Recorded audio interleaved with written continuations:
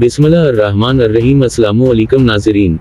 जावेद लतीफ़ ने कहा है कि लाडले को बचाने के लिए आइन शकनी की गई। कासिम सोरी और सदर ममलकत आरिफ अलवी पर आर्टिकल 6 का मुकदमा होना चाहिए।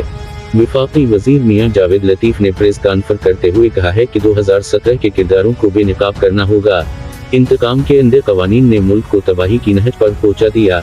नवाज शरीफ को नाहल करने के लिए इदारों में बैठे हर किरदार ने रोल अदा किया।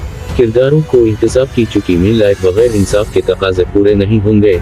2018 में RTS को बंद कर दिया गया।